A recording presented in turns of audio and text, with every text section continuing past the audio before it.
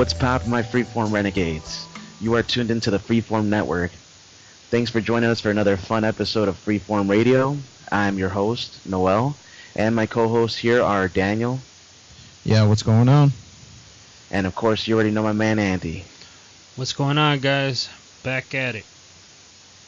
Yep, it's another beautiful day here in Chicago. We almost got some thunderstorms, but thankfully it passed us over. So wherever you listeners are, we hope you're sitting cool, feeling right, and ready to get going with us tonight. We actually have a few articles here to discuss. Last episode we had mainly a lot of catching up with our hosts here, but this week we wanted to go back into the articles the way we usually do. And we actually have a really interesting one, something that has been talked about by many people recently, and it has to do with gun laws and, well, pretty much guns in general. So this Texas school here, we take it to Callisburg, Texas. It seems that they are allowing teachers to carry and lawfully use guns if they need to, firearms, mainly pistols.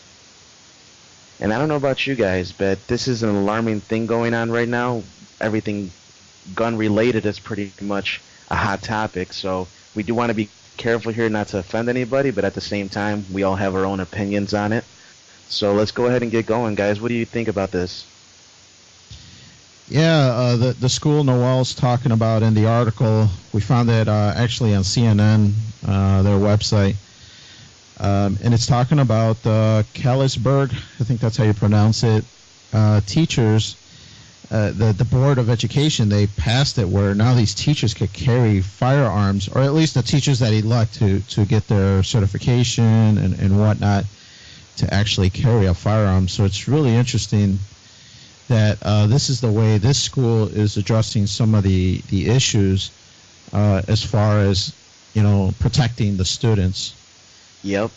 There's about 1,000 schools in Texas, and 170 of them have let teachers and administrators carry these weapons on school grounds.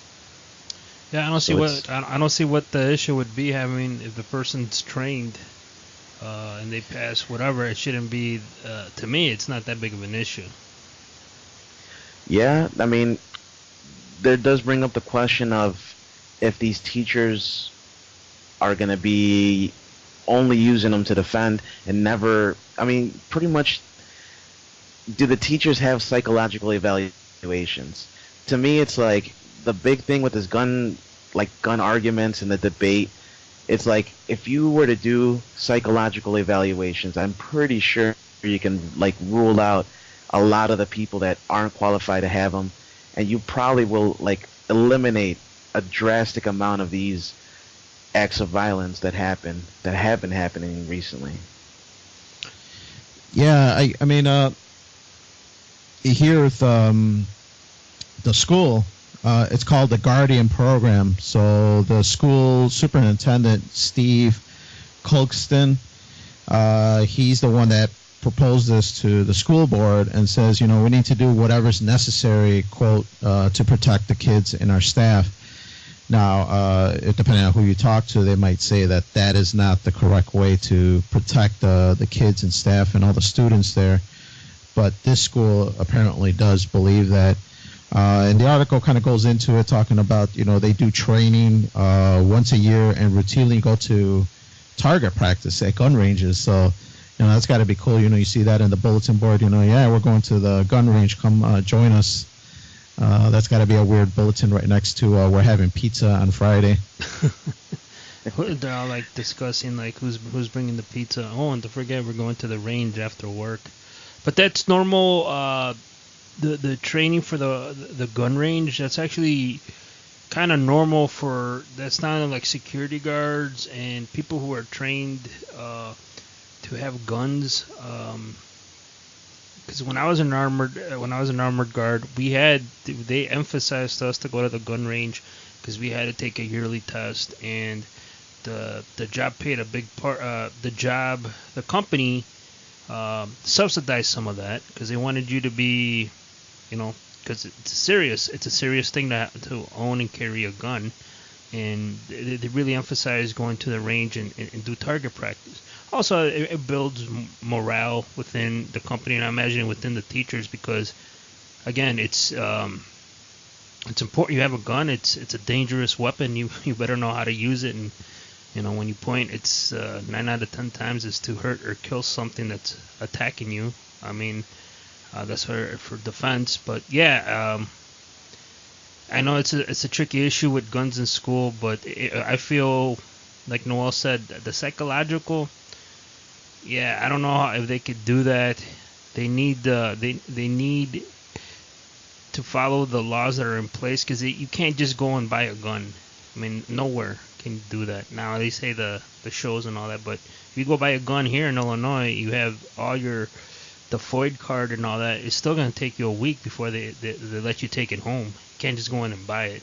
Or you can go and buy it, but they're not gonna let you take home with it, because they are doing background checks.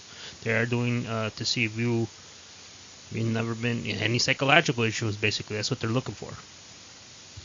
Yeah, I had forgotten that you worked at the armored car, or the armored, what do they call that, Armored where you guard. pick up the money? Yeah. How long did you work there? And from the training, did you feel that you were ready for a situation where you might have to use your arm or use your firearm? Oh, I feel like they train you for how to handle your gun, how to shoot. They trained us with the handguns, revolvers, and the shotguns. And they, like I said, they once you passed, you had to take a test every year, and then they had outings where you would go to the gun range because they want you to target, practice. And then, but do they prepare you to like, So you don't have like SWAT drills where like, no, all right, let's run through this it's scenario. all for self-defense. I mean, because you're carrying large amounts of money, and a lot of the people who trained you, the company's motto is like, just give them the money. Your life's not worth that amount of money now. But if somebody came at you with a gun, they want you to prepare to use it. Now, again, the preparedness comes down to that one individual, myself. If I feel threatened, yeah, like if I'm pulling that out, it's serious. I need for sure to scare them. Like, I'm ready to use this fucking thing, and I think some of that gets not get lost, but if you're pulling a gun out, you can't like, oh, I'm gonna shoot him in the arm, and like, nah, man, it's designed to kill people. I mean, I don't know how else to word it, but that's what it's for. And you have to use it properly, because but mentally, I had to do that myself. I feel. I mean, they told you like, you're gonna have to shoot if you feel dangerous. You have to shoot it, but the only person who's gonna pull the trigger is gonna be yourself. So there is no training that's gonna tell you like, oh yeah, you shoot a person. Why don't you step back and take 10 seconds to take in the situation, and like, everybody handles it differently, and some people are more mentally tough than other people. Now I remember the one incident, somebody did get attacked. A gun was presented. The person didn't do anything. It freaked them out that he couldn't do that be on the truck no more. Like, he just couldn't do it no more. So they had to move him into another department. So did they have to move him like in an office position? Yeah, basically into an office position. Do you guys carry body armor? I was offered body armor, but I was younger, so I was like, fuck that, I don't need this shit. I'm from the streets. All I need is my Glock. And then you look at it now, you're like, oh man, I was an idiot. But yeah, that thing's heavy, dude. And so in the article, they do mention, one of the teachers, do I have to buy Kevlar now? Is this really necessary? Again, the thing with the school, for me, it was my job. I knew going in, I'm going to have to carry a gun. I knew once in a while I might need the shotgun if we go into certain banks and stuff. But to the teachers, your main thing is to teach the kids, educate them. Now, it sucks. There's a lot of school shootings, and it is what the times we're living in. But if someone who is responsible and it's a volunteer, if they decide to do it, yeah, I mean, I don't see what the issue is if the school district and the local community says it's fine.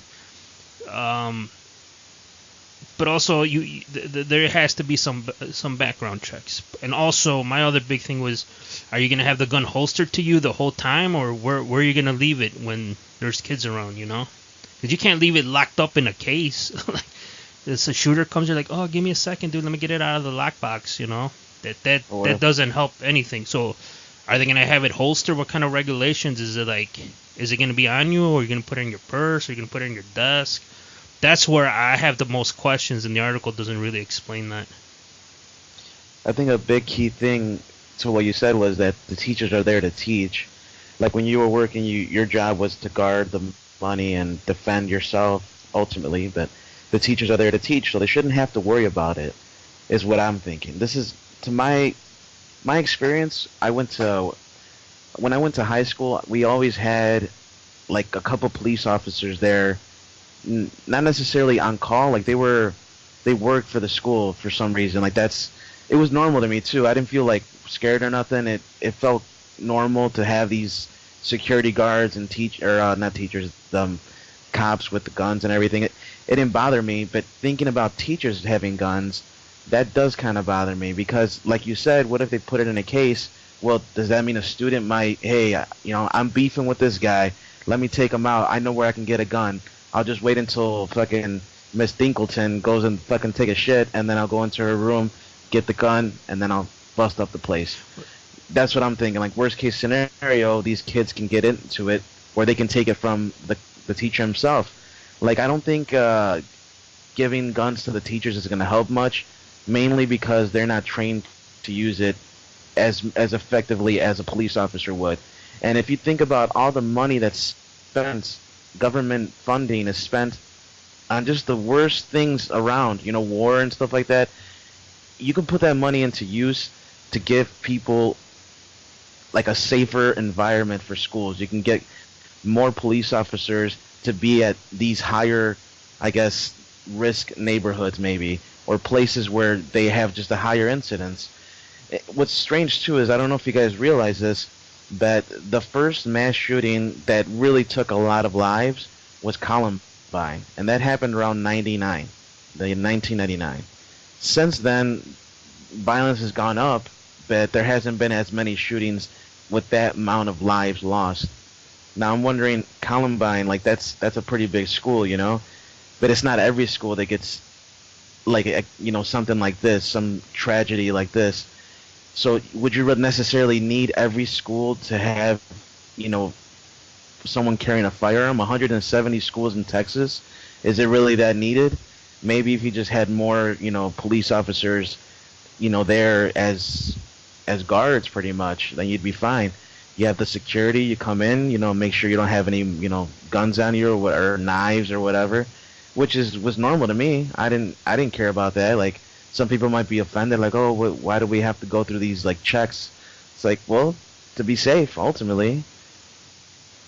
Yeah, I mean, another thing to keep in mind, to your point, Noel, is that this particular school that the article kind of talks about, they actually do not have a local police department. Their police is by the county. They don't have, a city police they there. Have a sheriff. I guess, yeah, because I guess that's how small they are.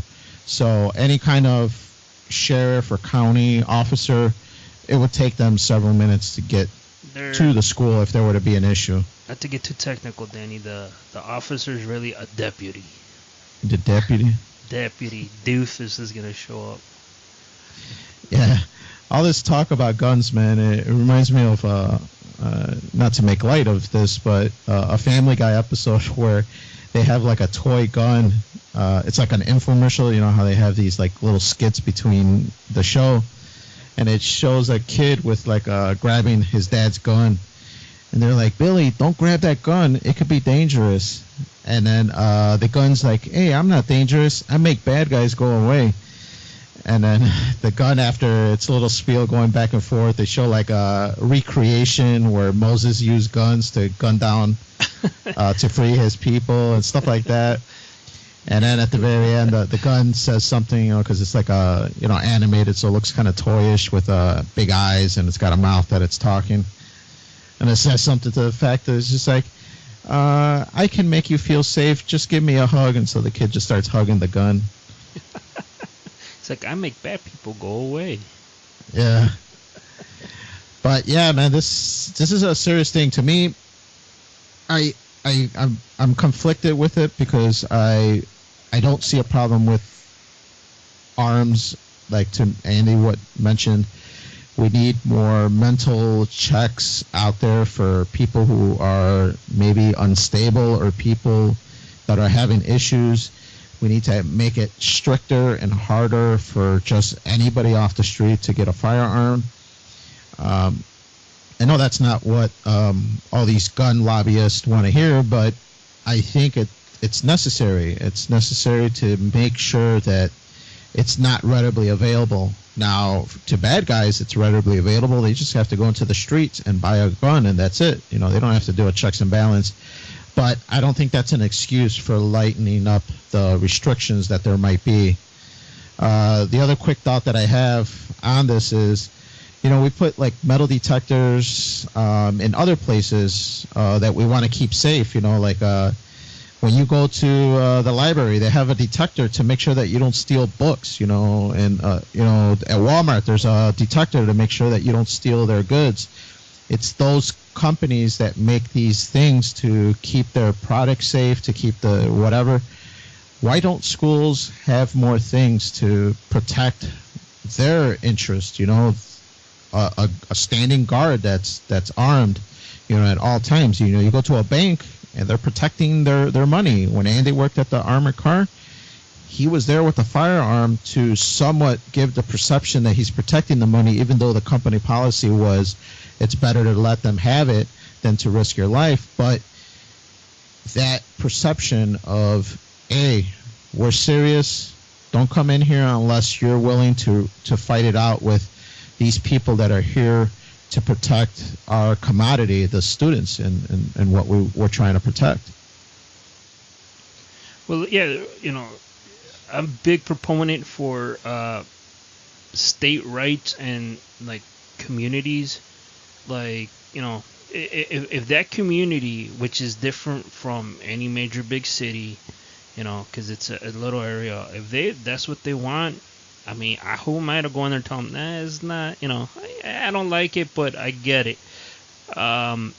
Because it's just communities, each community is different, and I'm pretty sure everybody can realize that. Like, with the medical marijuana, there's, that started out in Denver and California, and that's a state thing. Even though the federal government is not cool with it, the state voted to have that, and that community, that state spoke out, like, we want this. Like in Vegas with the prostitution, like maybe the other 49 will never have prostitution, but that one county in Nevada that has the bunny ranch or whatever, it's legal there, and the people there, if they put up with it, I mean, is it morally wrong? Yeah, but they choose to live with that. I don't, and that's how I look at it. At this situation, and the other big thing is, like you mentioned, Noah, like my biggest question when I read all this is the gun going to be holstered to that teacher at all times? Because, yeah, like you said, kids are sneaky and they're going to go in there and like try to get it, curiosity.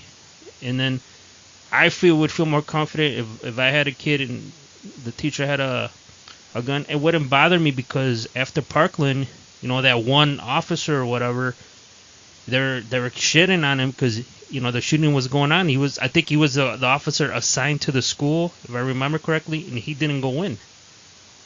Yeah, I know that was a big a big debate. Yeah, about it, because he was the police officer assigned to it. Like I was saying, let's put a guard there so that it gives that perception. Well, this guy was assigned to the school, but he failed to engage the shooter. He's the one that decided to stay outside, and not just for like a minute or two. I mean, minutes passed by. The neighboring county police officer or the neighboring cities police officers came to answer the call, and they got there before this guy even went in. So it was crazy. And when they even got there, I forgot what news broadcast I saw, but they were interviewing some of those neighboring police officers, and they were like, I don't know what was going on, because this school police officer was just standing there behind cover and would not engage the student that was going on a rampage up and down the classrooms. So it's sad, man. It's really sad that this is becoming such a huge problem.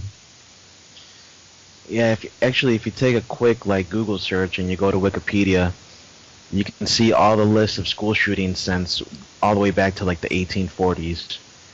And from the 1840s to like the 1990s, not so much. You know, there have been a lot of shootings, but mainly like one victim or two victims.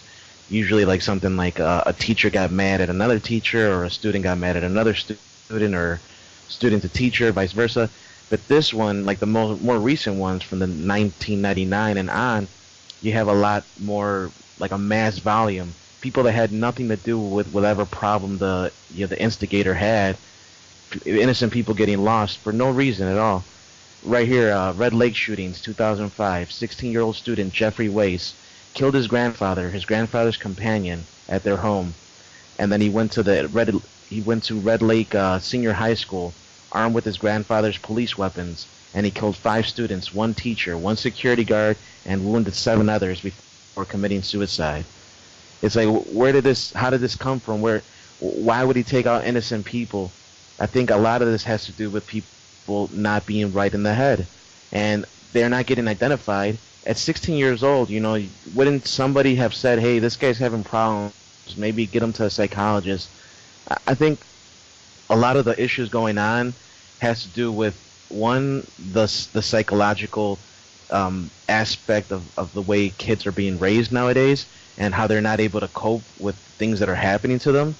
Because I find it hard to believe that there's this many people that are just evil, that just want to kill people, you know? I think a lot of it starts from they were good people that had things happen to them, and they weren't able to cope with it, or they weren't able to deal with it, and they got to a really dark place that they felt that this was the only solution for them. And I think there's a way around it if you have more of an attention to the kids from a younger age, get psychologists involved to just kind of monitor the situation, make reports every year or 3 years or something like that. You have counselors, and I know for experience that our counselors nowadays just suck so much. When I had a counselor, I want to say Mr. Beck, maybe? I don't know if you remember him from West Leiden. Yeah, he was the health teacher. Well, see, that goes to show you. He was a health teacher and he became a counselor.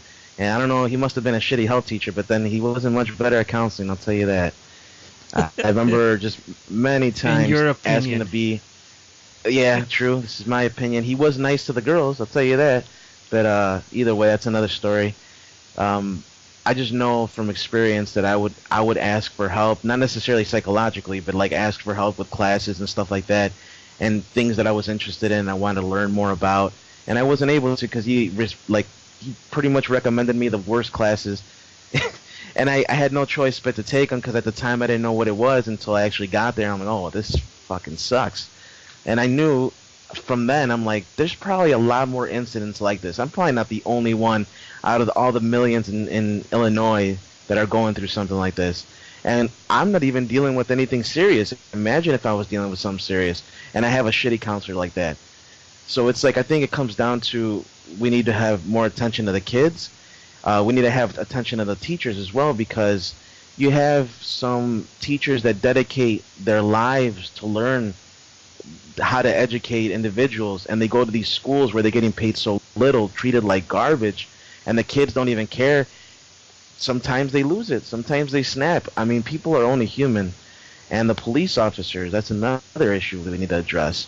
The police officer, for example, the one that didn't engage the shooter, were they not mentally prepared for that day? Were they having an off day? Was he having like a flu or something? Or what was going on in his head that he said, well, you know what? I'm not going to engage. I'm not going to do what my job is, which is to protect these people, protect and serve.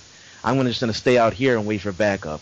Now, I understand logically maybe if there's like a lot of multiple shooters, maybe you might need to wait for backup. But if there's one shooter and you see in front of you people are losing their lives, innocent people losing their lives, and your job is to protect those people, how does it not eat away at you? How does it not trigger something to get you to go and do your job? It has to be something psychologically. So ultimately, I think all this boils down to that. If we were to get people to realize that there is a big problem with the psyche of the average American person and start addressing those issues, then maybe things can start making a better progress going forward. No, I think that's a good point, Noel. I mean, this one killer for the parkland, I read an article a few days ago that there were 39 separate calls to the police over the 7 years, over a 7-year gap. It wasn't all in that week before the shootings, but there was 39 calls complaining about that this student, there's something off with him, there's a problem with him, and there's something that needs to be looked at.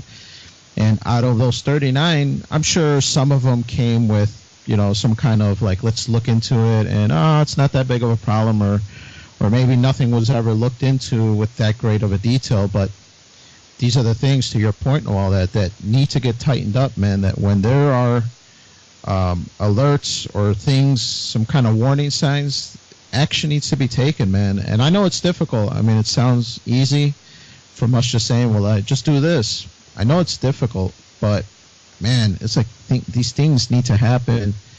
And like you said, we could afford investing trillions of dollars in, sending people to space, arming all these army guys, and having trillions to go for all these other programs that the government offers, but we can't offer good psychological help for people who need help, people who are lost and need some guidance. I mean, the spectrum for people with autism, dude, it's growing so much more these days that these kids might just be kids that are lost and need some assistance getting to a good place in their life so that they could well adjust and be able to live in a society that, to be honest, is very cruel sometimes. And maybe you don't have the tools to deal with it, and it creates issues where now you're resentful, you're angry, and you take it out on innocent people who had nothing to do with whatever problem you're dealing with. I agree. Definitely needs to happen. Some change needs to start there. People need to start monitoring these kids, making sure the teachers are okay, making sure that the police officers who are having a tremendous amount of stress every single day, those people need to be monitored as well. Make sure that everybody is optimal, pretty much, because otherwise I don't see it changing. If you were to have a psychological evaluation as a requirement to operate and use a firearm, I think it would eliminate a drastic amount of people that shouldn't be getting authorized for this.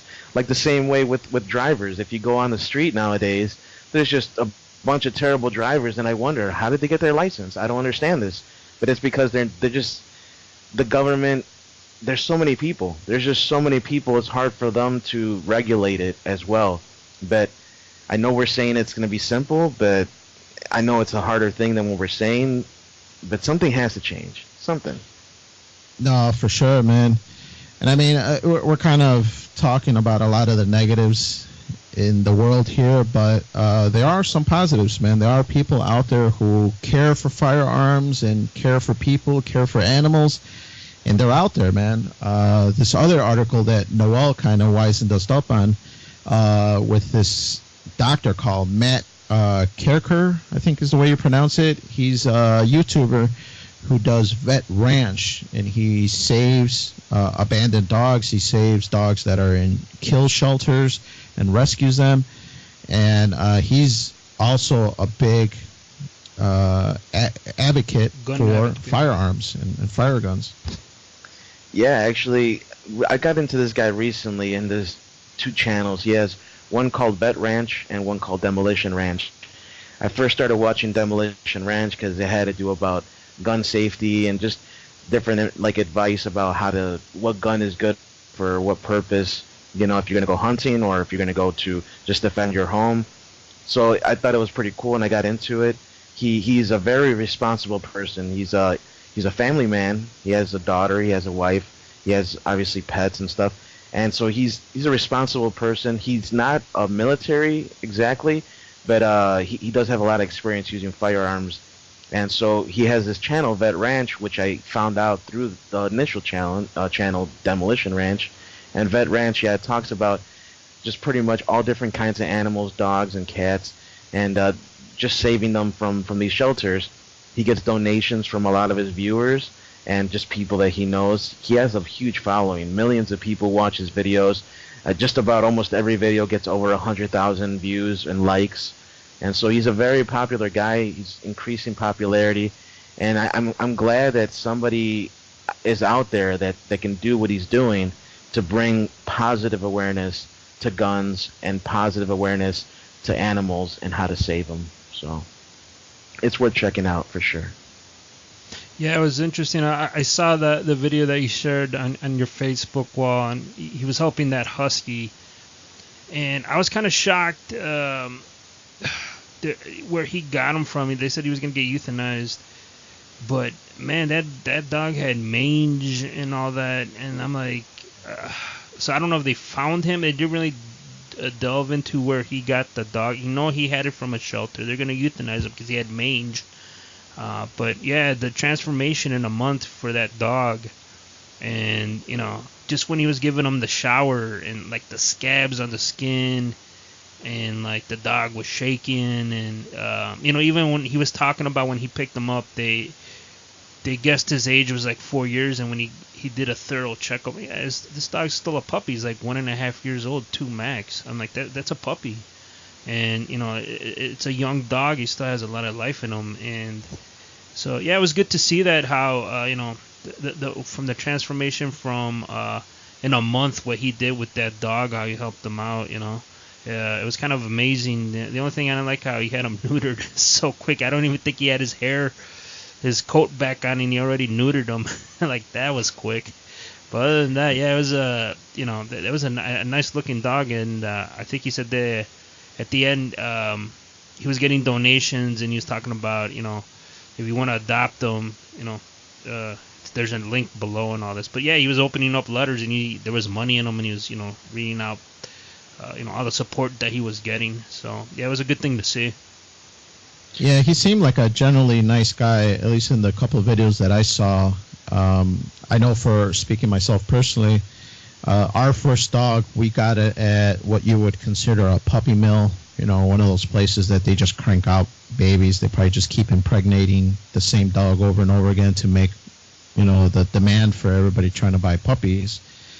And I was super happy with that dog. I really cared for it. It was really my first dog where it was mine because I picked it out. It was my dog, me and my wife. But every dog after that, my wife, she really loves animals. Every dog after that has been a rescue dog. We've gone to a shelter, and not just picked up any dog. Obviously we do a little research and kind of look to see what would best suit our family. But yeah, we've rescued 2 or 3 dogs from shelters, and right now our current dog, Bagel, is a shelter dog that we rescued. How long have you had him, Danny? It's going on over a year, I believe. I believe we got her like in July of last year, I want to say, because I remember it was shortly after a camping trip or something. It was like one of those things where, my wife really dug having a dog while we go camping, and at the time we did not have a dog, so she really felt that absence. So I think it was around that time. It's kind of blurry in my head now when we did it, but I know it's got to be a good year now that we've had the dog. Yeah, I know she's a really chill dog. I've met her only twice, but every time she's just always awesome to be around. Really friendly, playful. Yeah. No, I know my family's really happy. I'm really glad that we did some research. We went numerous times to shelters, and it was something that we told Junior, my son, that we might not get a dog today. We're going to go look, and if the right dog presents itself, then by all means we're going to pick up a dog that's going to be our family dog. But yeah, we went a couple times and finally found Bagel and then adopted her. And I gotta say, yeah, we've been pretty happy since with it. So when you mean the right dog presents himself, was like Bagel like doing the moonwalk, or what was it like just like proper the attitude, or? Yeah, I mean, it's kind of difficult to gauge. Sometimes some shelters you would go and you kind of get that feeling like they're trying to pawn a dog off on you, like, hey man, save this dog. If you don't save it, it's gonna get killed, kind of vibe. So you don't necessarily get that feeling like they're trying to present you the best dog that would fit your family. It's more like they're trying to get rid of dogs so that they don't get killed because they love dogs so much. So it's definitely a balancing act, and you gotta kind of read people and read the shelter you're going to and kind of get that feel if they're being honest about the dog and if it would be a good fit for your family. In some places they... You saying it's like a car dealership? Yeah, almost, man. Sometimes you get slick back hair and everything. Yeah, no, for sure, man. You go to some places and they're like, yeah, the best dog for you is this Chihuahua, man. It barks all the time, man, but it loves you. And you're just like, dude, that's not gonna fit with what I want, man. He's like, hey, pal, now do you really like dogs? I mean, do you like dogs? Because if you like dogs, this is the dog for you right here. I got the Cadillac of the industry here. This is the Cadillac of dogs right here. This one right here. That little thing. Yeah. I sort of imagine when you said, like, they're trying to sell you, like, this dog that's been there for years. And it's just, they're like, what do you want? Yeah, there's actually some shelters that recently they've been waiving the adoption fees. That way, just so they can get rid of these dogs, man, because there's just an overabundance of them. Yeah, I know. Alana told me about that because she's like, oh, we should go to help. And I'm like, nah, I don't think so. I think one dog's more than enough. But to like what you said, Noel, one of the shelters was Paul's Chicago, and that's the shelter that we got Bagel from. So Alana's just like, it's perfect. We already have our account signed up. We just have to go, and they're waiving adoption fees. And I'm like, nah, I don't think so. And she's like, well, let's be foster parents at least. We'll be fosters for a dog. Yeah. We'll keep it for a while, and then once the shelter lightens up, we'll give the dog back. And I'm like, I don't know. They call it fostering, like you'll keep it for a little bit, but how often do people give those dogs back, and how often do people just stay with the dog just because they kind of, the dog grew on them, and now they feel obligated to keep it? Yeah, no, I could see that. Like if you have a dog and you adopted or whatever, I can see that it would grow on you, and at the same time, you wouldn't want to give it up because you know it's probably going to go and die, right? Like they're going to kill it, so. I always imagine, Noel, that you would be not a dog guy, but a cat guy. Is that a true assumption there? Man. No, I'm not against cats, right? Like I actually had... they're assholes, yeah. As a young kid, I had a bad experience. You remember Sonny, Daniel? Hell yeah, I remember Sonny. I just remember getting scratched the fuck up from Sonny as a kid, and it just kind of traumatized me with cats. I was just like, you know what? And the way Sonny died, dude, like she was an outside cat, and like one day she just didn't come back, and we're like, what the hell happened? And our neighbor told us that I think she got killed and eaten by like crows or something. When I found this out, I'm like 6 years old. I'm like, oh my god, like that was enough for me. I'm like, I don't think I'm gonna get one anymore. Like, I'd rather have a dog. It listens to you. It plays with you. It's happy. It's friendly. Happy to see you every fucking time you're there. I'm just like, cats? Like, really? Why? I don't know the obsession with them, but I have nothing against cats. Like, there were actually some nice cats that I had by like a job I had a couple years back. There were some nice cats that would always be like outside the office. So I'd like come into work, and then they always like come and greet me, and I was like, man, these are the cats I should have had, not Sonny. Yeah, well, that's what I was saying. Cats in general, they're assholes. I mean, if you really think about it, I heard this on Joe Rogan's. It's cats only come to you when they want something from you, like, oh, pet me, feed me. Otherwise, they're just like, leave me the fuck alone. And then like they attack people. Now I read somewhere too that they had killed babies too, but I haven't been able to verify that one. Yeah, I mean, I gotta kind of put that on us, Noel, at least for Sonny. We're Hispanics, we're Mexicans, so we come from a culture where animals are usually loose on the streets. So I well, it's just being honest. I mean, half the time we don't even have locks on the doors. I mean, you just push the door open and it just opens. So animals go in and out as they please sometimes in your household. So I think it was natural for our parents to just be like, well, it's a street cat. It can leave when it wants and come back when it's hungry. And I think in one of the ventures going out, it ended up getting killed. And it was actually a raccoon that killed it close to the front of the house. And I did see the body, and it was all really mangled up, and it probably got into a fight, and it just lost against the raccoon. Tough way to go out, man. Like, I have nothing against cats. It's just, if you were to compare a cat to a dog and what I would choose a dog. That I'm sure there's some amazing cats out there. I'm sure there's some people that just fucking love them and all that, and that's great. But man, I had no good experiences with that one.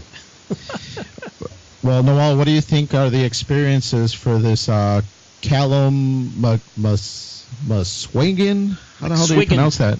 Muswagan? Yeah. Sounds like an Irish name. I'm not really sure. He's British. Callum.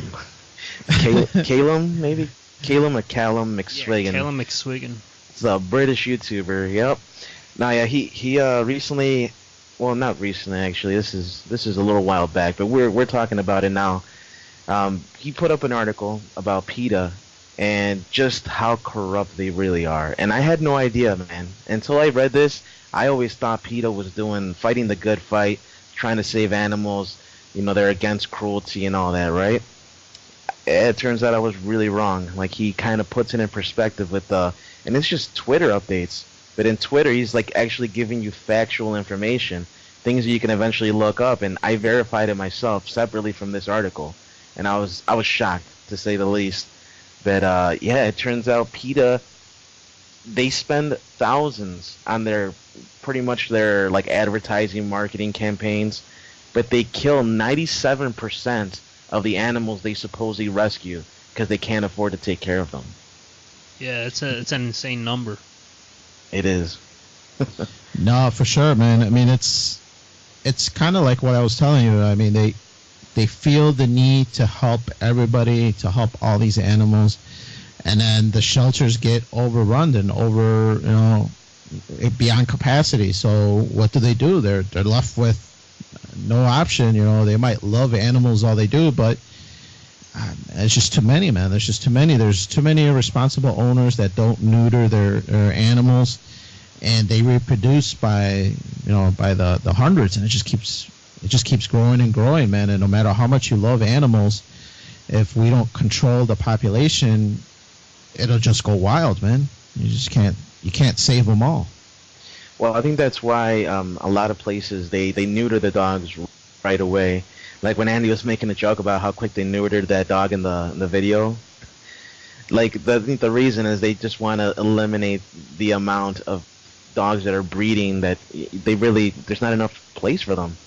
In China, you know what they do in China? They eat them? They eat them. They have a festival dedicated to killing all the dogs that are like just stray and overabundance, because there's literally just too many of them. And as cruel as it sounds, I wouldn't ever want to do what they have been doing to these dogs and these animals. Man, it's crazy just how many of them there are. There's not enough.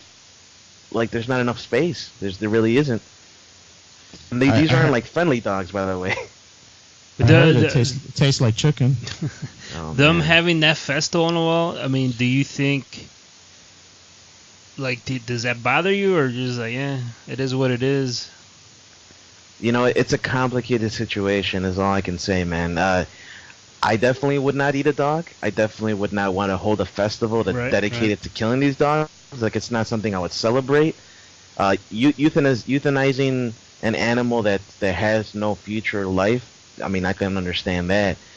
But, like, celebrating and taking joy in killing all these animals and eating them, now that I could never partake in, man. Well, I don't know how much joy is from it. I mean, when you go to Taste of Chicago and you see all those ribs, you don't go, oh, man, how many pigs got killed to make these ribs that I'm eating? You just eat them because they're delicious. So I think it's sometimes the supply and demand of food that dictates what animals get slaughtered and what animals get into the food chain for eating. Now here, the culture doesn't really normalize eating of dogs because we see them as companions in our families. But I don't know it off the top of my head, but I remember watching a video from some guy doing a presentation about animals being killed, slaughtered, pigs, cows and whatnot.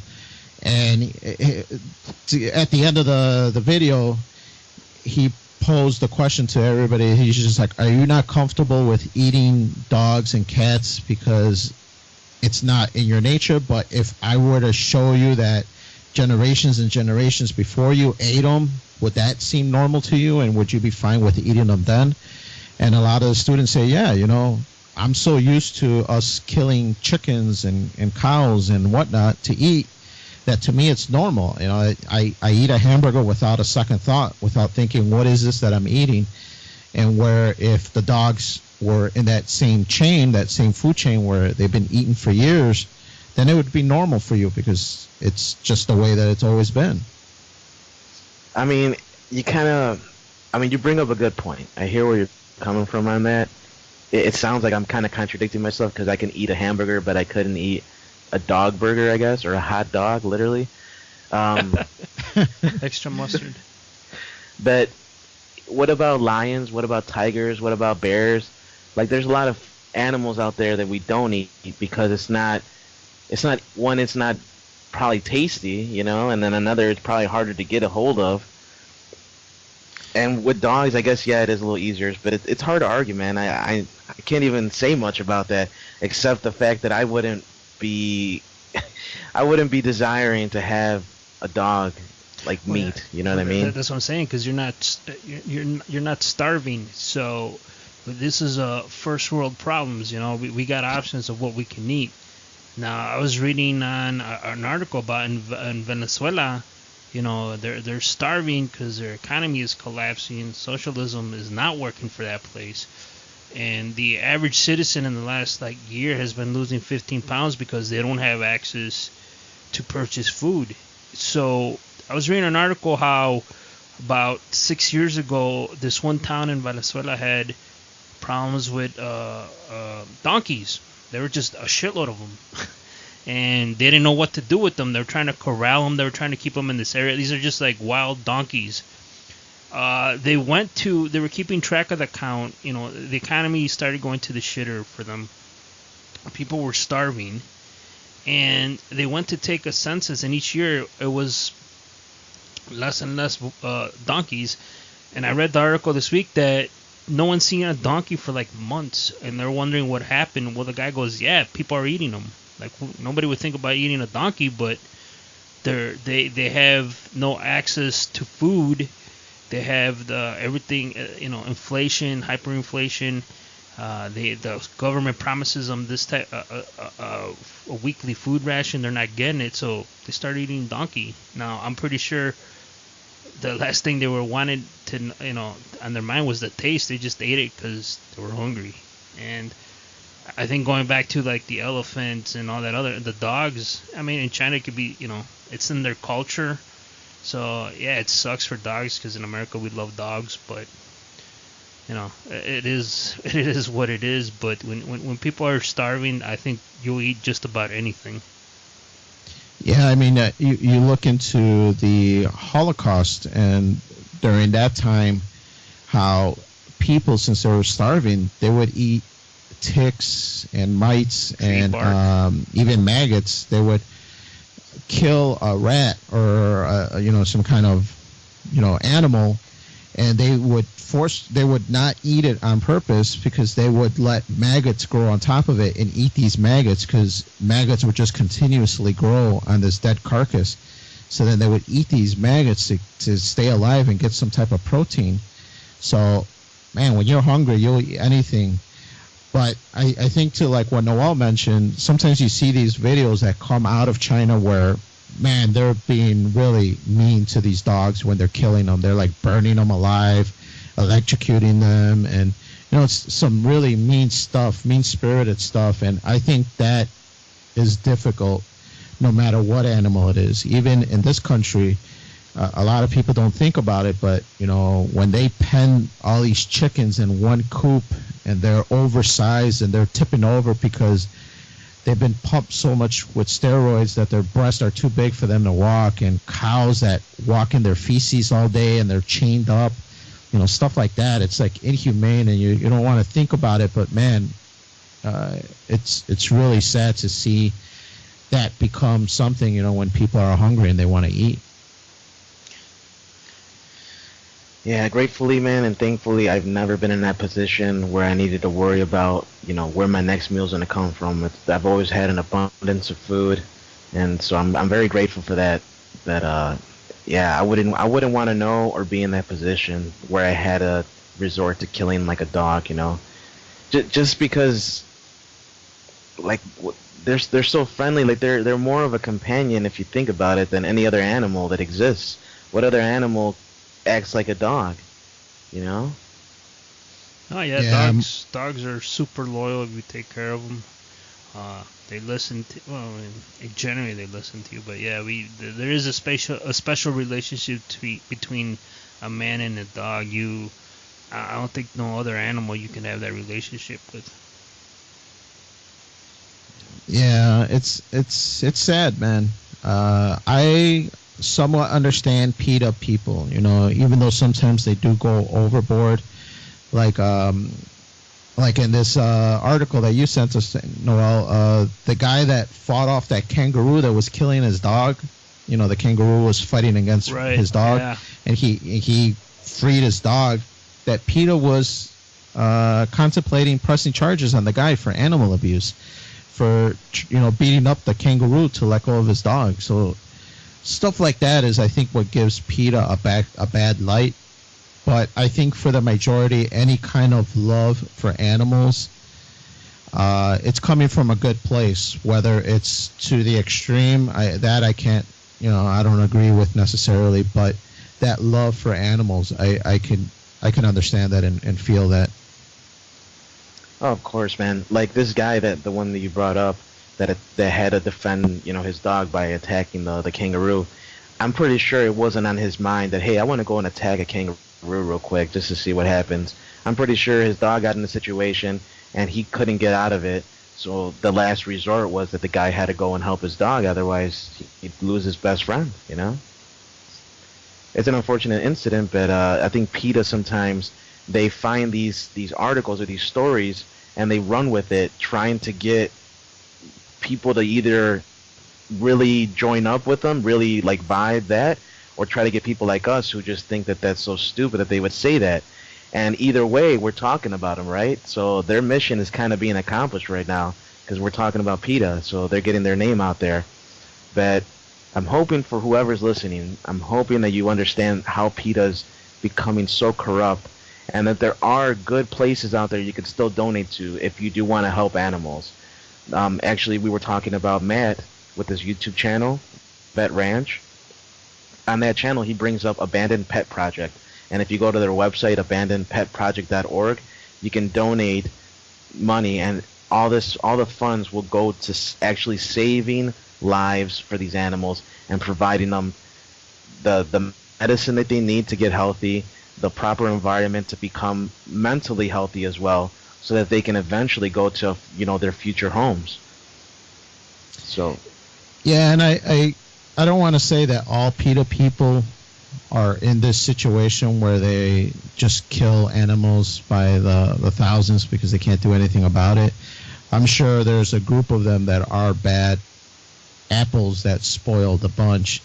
But that, I think, goes with anything. I mean, even like charities like the Red Cross, Goodwill. You read articles all the time where these CEOs, they only, when like the March of Dimes, I remember seeing something that said out of a dime that you donate, only 1 cent actually goes to helping people. The other 9 cents goes to logistics, goes to paying the workers and whatnot. So only 1 cent actually goes to the people in need. So I think for sure, to like what you mentioned, Noel, you got to do a little research and kind of find out what these organizations that you might be giving money to, what they're really about and if they're truthful in their mission statement.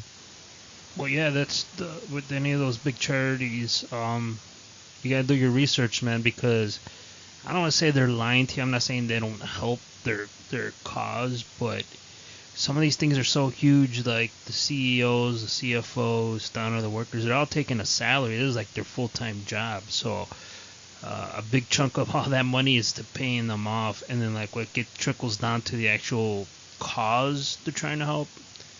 That's a whole, like, it's pennies on the dollar, man. I've read that everywhere. Like Goodwill, I always thought when, oh man, they help poor people, they help this. You look at it, like I go to Goodwill, I like Goodwill, but realistically, it's a big company. All they're doing is giving jobs to people. Now anybody could apply at Goodwill from my seat, because all the stores I go, they say they're hiring. So I thought maybe they're helping poor people get jobs or something. Nah, I think anybody could work there. I don't know what the deal is, but you read all their inventory is zero. Their margins are 100% because all their inventory is donated, and then they pay people minimum wage, and they have all these. And a lot of them are volunteers. Yeah, and some of them are volunteers. So I'm just like, man, somebody's making a shitload of money, and how much of it trickles down? They always promote how they're giving people jobs and they help people.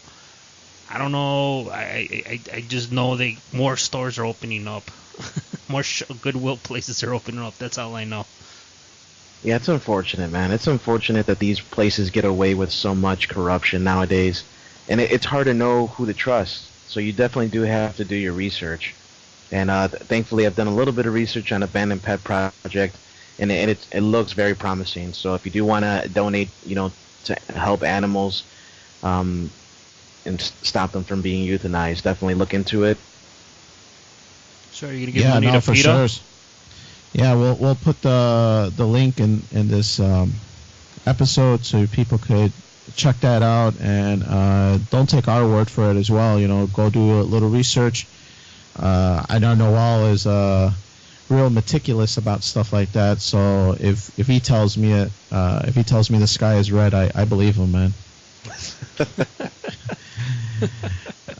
But yeah, I think if I told you that, you'd have to worry about me, bro. Get me psychologically evaluated. Yeah, it's an off day for sure. But I think that's about it, guys. I'm glad we were able to bite into 3 good articles, or 3 things that we've been wanting to talk to for a while. I mean, we kept postponing it and pushing it back. We just had so much to talk about, our personal lives to catch up since that big hiatus of not talking to everybody out there. So hopefully we'll get back into a groove where we'll give you an update and a little what's up of where we're at in our personal lives, but also give some time to some of these good articles that we were able to dive into today for sure. But we'd like to thank you all for listening. Remember, man, just follow us anywhere you see in those social media sites, Freeform Network on Facebook and Twitter.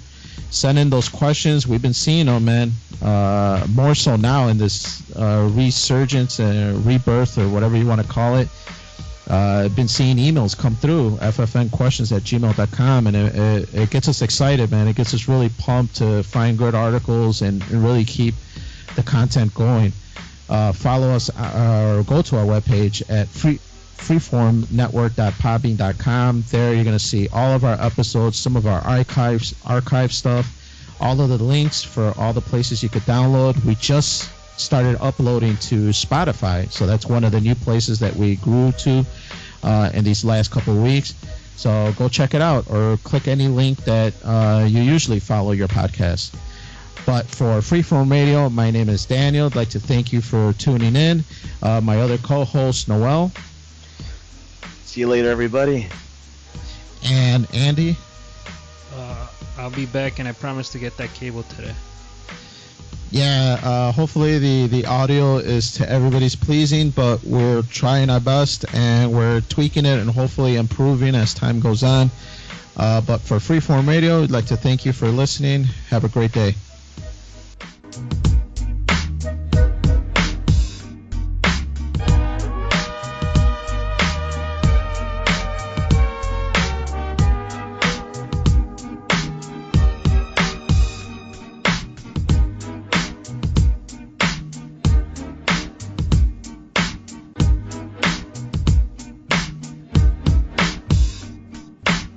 That was cool, Dad.